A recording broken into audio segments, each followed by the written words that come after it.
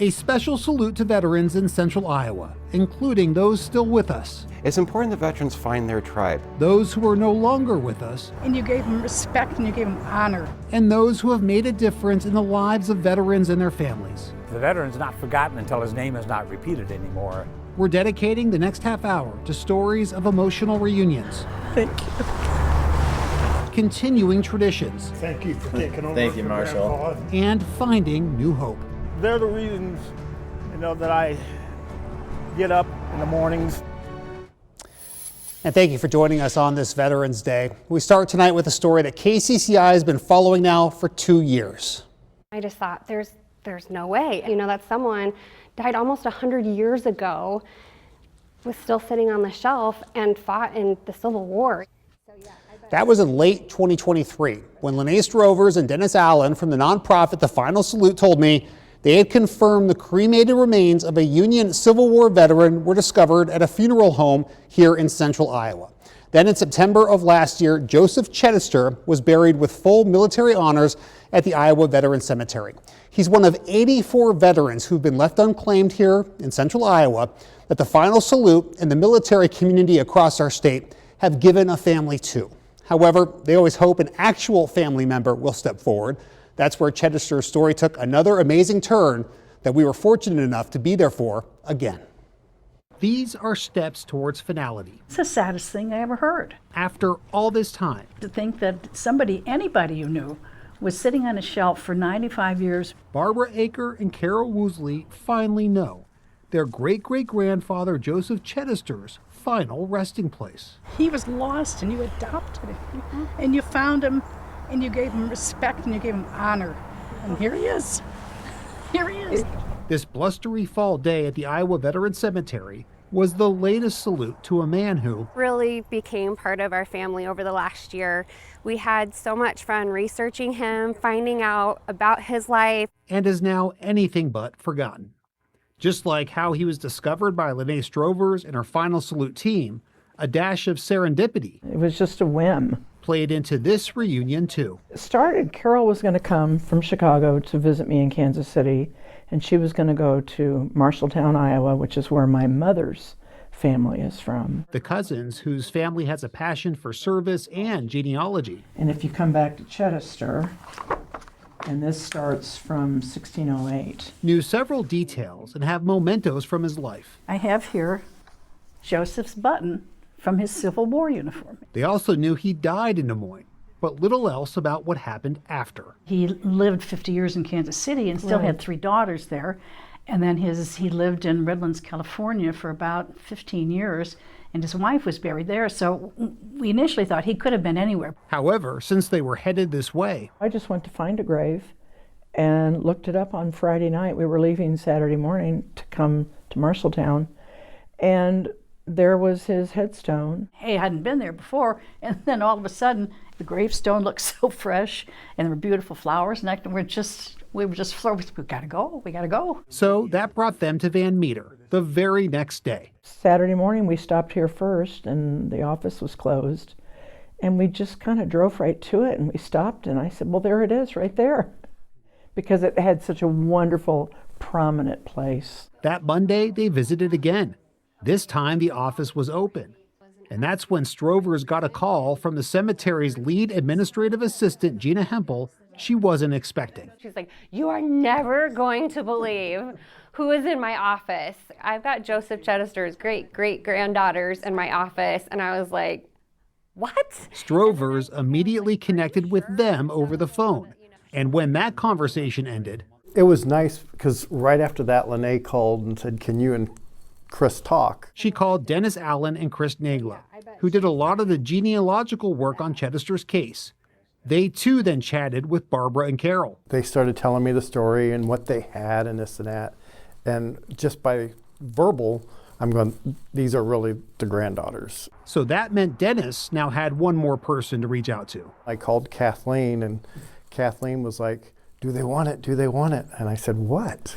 She goes, do they want the flag? Kathleen Brandt is a professional international genealogist. A specialty, that is my calling, is military research. I love military research. Please accept this flag as a symbol of our appreciation. for your loved one's honorable and faithful service. She was a shoulder to lean on when the final salute was working to confirm Cheddister's background and was honored to receive his flag at the burial ceremony in September of last year. But she always hoped the day would come when I think that the idea to return it to the family was the most important part of me, to the point that I added this flag to my will and trust so that no one else could get rid of it. We want to find family first. and that's why we were all gathered here at the Iowa Veteran Cemetery. As a custodian is what I feel like is who I have been in the past year or so of Joseph.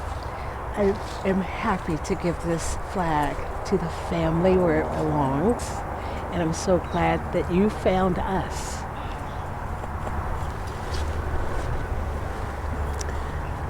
Thank you. You know, this is absolutely overwhelming, but in the best way possible.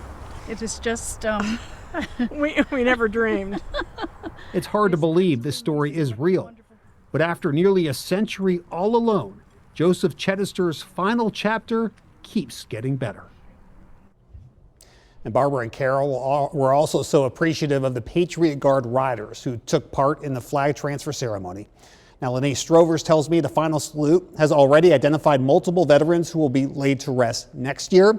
They have a date set, Saturday, October 3rd, so put that on your calendar and make sure to follow the final salute on Facebook if you want to learn more about this amazing service they provide. Well, coming up, making a mission a family tradition. The teenager stepping up to take the reins of a program that places wreaths on the graves at Iowa Veteran Cemetery.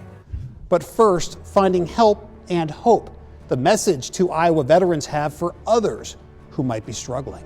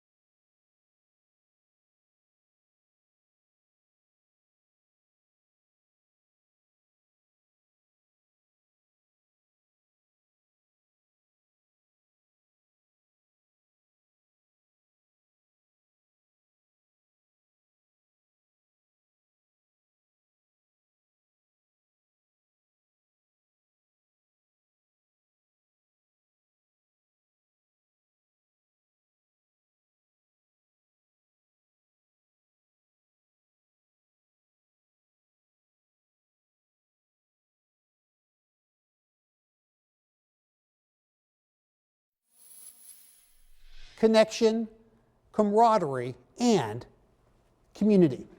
The three principles of the VA's Vet Center.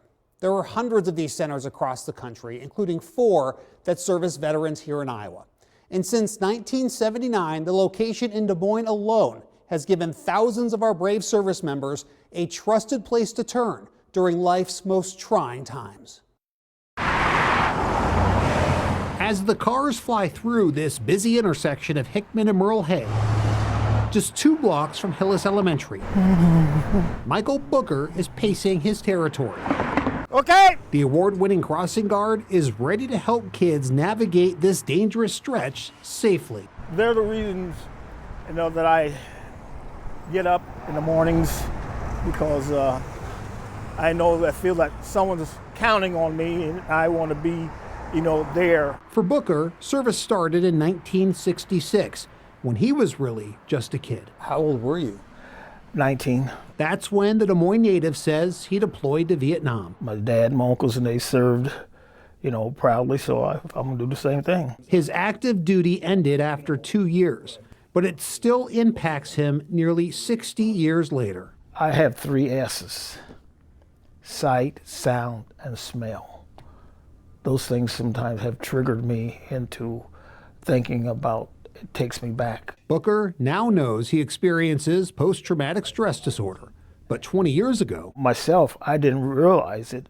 It didn't, I thought, some of the things like have nightmares and, different things that were, would bring you back there. I thought that was just normal, but I found out there was help out there. through the doors of the Des Moines Vet Center.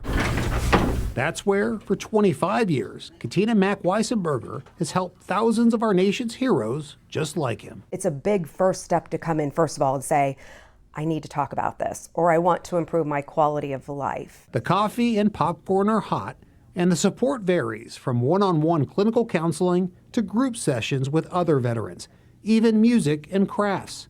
There's no one-size-fits-all treatment, but the root of the issue. Our focus is usually on trauma.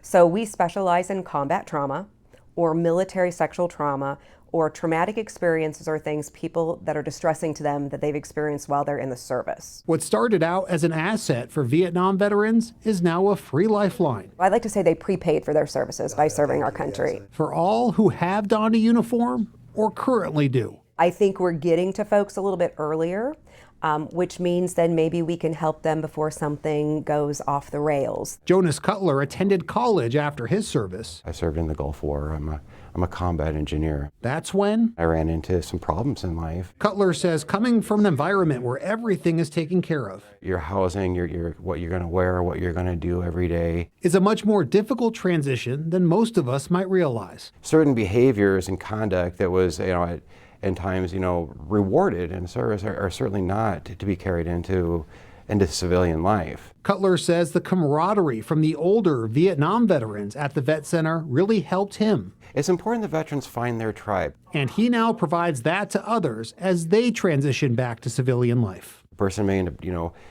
drinking too much, right? There might be a lot of failed relationships, maybe some incarcerations. If we can stop somebody anywhere along that path, if we can stop the dominoes, that's the important part. So that's why I keep coming back in. Okay. Booker still makes weekly visits. During the school year, they're between shifts at the crosswalk. If somebody is watching this that could benefit from coming here, what would you want them to know to encourage them to take that step and actually do it?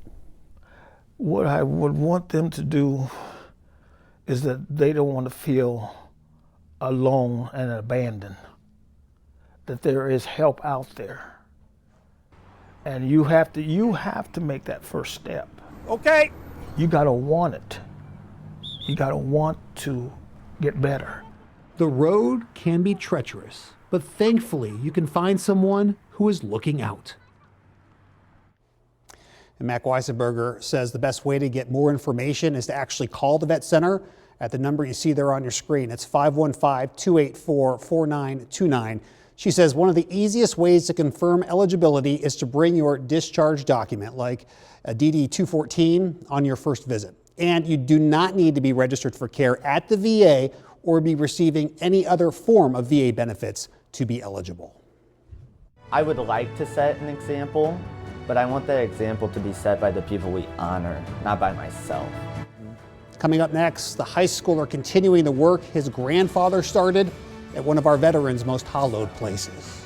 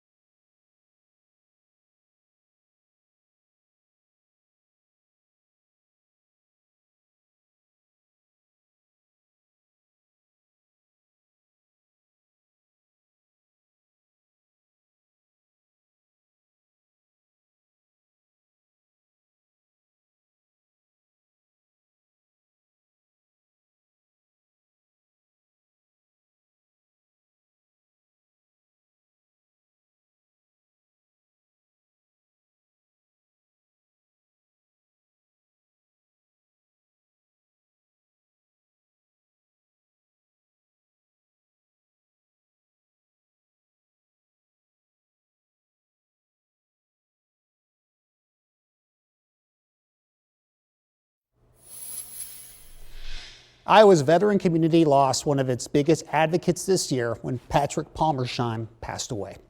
At the top of his long list of accomplishments was his 9-year tenure as the executive director of the Iowa Department of Veterans Affairs. During that time, Palmersheim, also known as the father of Iowa's Arlington, was instrumental in making the Iowa Veterans Cemetery a reality. That's also where he spearheaded another cause close to his heart, one that someone close to him is now taking over. It's week 1 of the 8-man playoffs. Junior Anthony Canuck might not be scoring the touchdowns for undefeated Gladbrook Rhinebeck, but his contributions can't be overlooked. I mean, he just goes as hard as he can in practice all the time. He'll play several positions, including He'll play offensive line if that's what's asked of him. whatever helps the Rebels get ready for game day. He's selfless on the field It'll probably be something along those lines. and off. If you're walking around Walmart or Target or wherever we might be, and I'll turn and he's gone. A lot of kids are, looking at video games or whatever, and Anthony's seen somebody in a veteran's hat and he's going to give them a coin or going thanking them for his service. And at school, He's always pushing the envelope and things like that, just to keep making things get better. add driven to the pile too. How good of a student are you? I would say I'm a pretty good student. I keep it in the A range. The kid never stops. There's always a goal that you have to be working towards. He lives his life a lot like I called him Grandpa Pat. did too. He truly embodied living like there was no tomorrow. The veteran's not forgotten until his name is not repeated anymore. Patrick Palmersheim, who called everyone a friend, died in January. Once you met Patrick, it was like having another brother. KCCI was there as hundreds of people packed into his service. The man who taught me that true wealth lies not in money, but in the lives that you touch. Palmersheim's absence was felt immediately. I miss the phone calls. I really do. And for a long time, the last couple of years, it was a good morning text to my sister and I in the same group chat. I mean, every morning with a meme, usually of like Looney Tunes or something. And I still hold that really close to my heart. His daughter Michelle was in mourning while also tying up loose ends, including a big one. I didn't know what to do. At Patrick's final resting place, where for the last 17 years of his life, he served as the Wreaths Across America location coordinator. Rome, Young. Every December, hundreds of thousands of wreaths are laid on the headstones of our brave service members across the country to honor their memory during the holidays. What was it like watching him? Just kind of what did you take from that? It's really neat because usually you don't get to see people like in their element type of deal, but I mean, he really loved what he was doing. And when he was there, he was in the moment, giving people 100% of what he needed to give them. When Patrick first brought wreaths to the Iowa Veterans Cemetery in 2008, 7 were laid. Last year, there were more than 5,000. When Dad passed, just the timing was right in between when the wreath ceremony for 2024 had taken place and when the retirement of wreaths had to happen. That means all of them needed to be taken down, and someone needed to take the reins of the program. I had people that were always willing to help, but nobody that wanted to take on the fundraising, the coordination, and everything. So being extremely emotional and frustrated, I believe I tossed my phone on the couch and said, I don't know who's going to do this. So I was finally like, well, I think you and me have all this stuff. We know kind of what we're doing, so we can figure this out pretty quick. What did that mean to you? He's usually a kid of a few words. So I knew that he would put everything into it. I knew that he would make Grandpa proud. So their laundry room is now also their wreaths headquarters, adorned with keepsakes from Grandpa's life. There's so many coins. And folders full of all his notes. Just how I'm going to piece it together is using all of this work. Helping provide a roadmap for the new location coordinator and co-coordinator, Mom. It's been great, except when it's not. We'll have, all the information for each of the past years of Wreaths Across America, and then you'll find the one lone Post-it note that says, don't forget. But I don't know what I'm not supposed to not forget. Because Anthony has school, I can handle the day-to-day paperwork. But they both make phone calls to donors and volunteers, some who don't know Patrick is passed. the amount of people that we console that feel that impact and that loss of dad is also very humbling. And Anthony handles the face-to-face. I get to meet some awesome people that like give themselves to this community, especially older veterans. He's already collected several donations, 2 of them from this Vietnam veteran and Purple Heart recipient. And then a personal check for myself for Reefs Across America for $170. Thank you. And 10 more. I thank you for taking over. Thank you, for Marshall. Grandpa. And this presentation at Prairie Meadows, which donated another $10,000 this year. I think that is just absolutely wonderful. And I think the influence of his grandfather made him aware of the important fact of those Reefs Across America. This brings awareness to a lot of young people that we have a community responsibility to our veterans. Hey, Mom has something. As Anthony walks the hallowed grounds of the cemetery his grandfather was the driving force to build, he's laser focused on his mission. I think that I'm going to take really close to my heart what he did, and I'm going to try to give that out to every single person that I'm going to meet that day. Just didn't think it was time. This year, their family will also lay a wreath for Pat, who Michelle and Anthony know will be watching. I hope he stays proud of me throughout my time doing this, and I hope that I can make it not about me and more about the mission to remember, teach, and honor about veterans. How proud are you of Anthony? Oh, yeah, super proud. He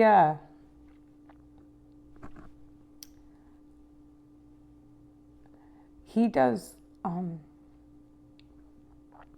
all that he can to protect and to guard my dad's legacy, and he does it flawlessly.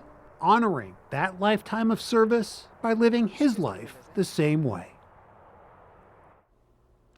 And it's meant a whole lot to me to be able to tell these stories, including this one, obviously. Palmersheim served in the U.S. Air Force and did 2 tours in Vietnam. Anthony plans on attending a service academy for college. In this year's National Wreaths Across America Day, it's coming up soon. It's Saturday, December 13th. There are several ceremonies scheduled here in central Iowa, including at the Iowa Veterans Cemetery. To find out how to donate or volunteer, go to wreathsacrossamerica.org. When we come back, the meaning of Veterans Day in your own words.